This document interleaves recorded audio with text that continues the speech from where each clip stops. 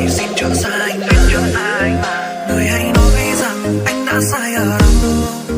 Một điều thuốc cô đơn lắm uống cho say chẳng thể quên, vẫn mình anh trong đêm nước mắt không ngừng rơi. Người yêu dấu ơi xin chớ xa anh vì anh yêu em khi vắng bóng hình em. Người đã hứa yêu thương mãi cứ ngu ngơ anh vẫn tin, phải làm sao thoát được nơi tình em đã dành.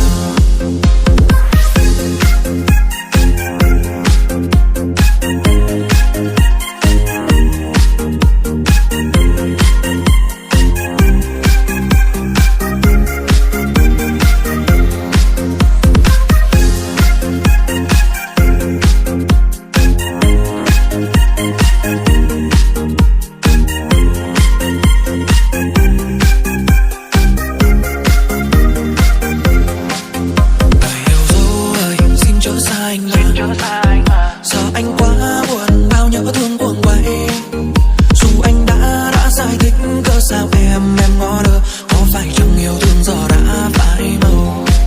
Người yêu dấu ơi xin chớ xa anh từ khi vắng người anh mất đi niềm tin, còn đâu nữa thương vợ nhớ từng chân tình em đánh rơi, biết tìm đâu yêu thương giờ này hóa bằng. Người yêu dấu ơi xin chớ xa anh người hãy nói rằng anh đã sai ở đâu. Một điều thuốc cô đơn lắm uống cho say chẳng thể quên, vẫn mình anh trong đêm nước mắt không ngừng rơi.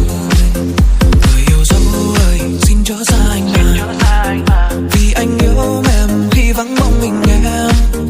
Người đã hứa yêu thương mãi cứ ngu ngơ anh vẫn tin, phải làm sao thoát được lời tình em đã dành.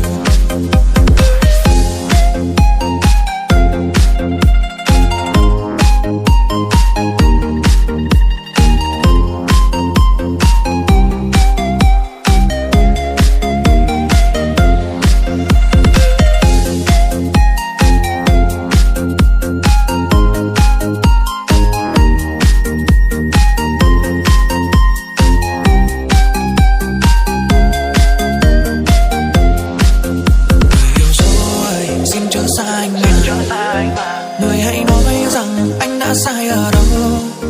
Một điều thuốc cô đơn lắm uống cho say chẳng thể quên, vẫn mình anh trong đêm nước mắt không ngừng rơi. Người yêu dấu ơi xin chớ xa anh vì anh yêu em khi vắng bóng mình em. Người đã hứa